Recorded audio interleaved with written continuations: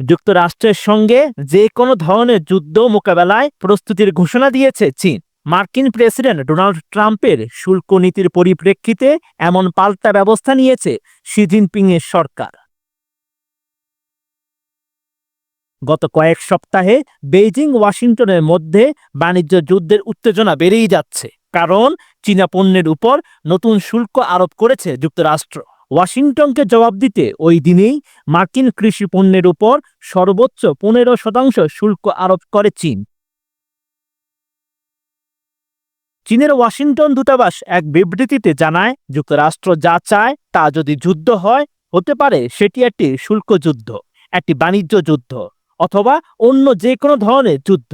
শেষ পর্যন্ত লড়াই করার জন্য প্রস্তুত বেইজিং। জীবনের সব আয়োজন এখানে একসাথে। বিবিসি জানায়, ট্রাম্প প্রেসিডেন্ট হিসেবে ক্ষমতা গ্রহণের পর থেকে এটি চীনের কাছ থেকে আসা সবচেয়ে কঠোর বক্তব্য।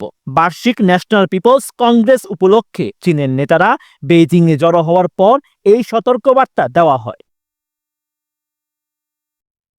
এমন উত্তেজনার মধ্যেই চীনের প্রধানমন্ত্রী লি ছিয়াং ঘোষণা করেন, চীন চলতি বছরও তাদের প্রতিরক্ষা ব্যয় 7.2% বাড়াবে। এরপরই সতর্ক করে তিনি বলেন, এক শতাব্দীতে যা দেখা যায়নি, বিশ্বজুড়ে এমন সব পরিবর্তন দ্রুত গতিতে প্রকাশ পাচ্ছে। এদিকে চীন নিজেকে একটি স্থিতিশীল, শান্তিপূর্ণ দেশ হিসেবে দেখতে চায়। একই সঙ্গে যুক্তরাষ্ট্রের বিরুদ্ধে মধ্যপ্রাচ্য এবং ইউক্রেন যুদ্ধে জড়িয়ে পড়ার অভিযোগও করে থাকে বেইজিং।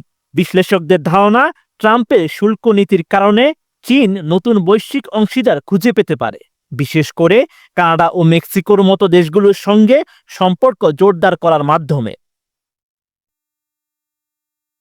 চীন শুল্ক নীতি নিয়ে তীব্র আপত্তি ও ফেন্টানিল সংকটের জন্য দোষারোপ করেছে যুক্তরাষ্ট্রকে। হুঁশিয়ারি দিয়ে চীনের পররাষ্ট্র মন্ত্রণালয়ের মুখপাত্র লিন জিয়ান জানান, ভয় দেখিয়ে বা চাপ প্রয়োগ করে চীনকে দমন করা যাবে না।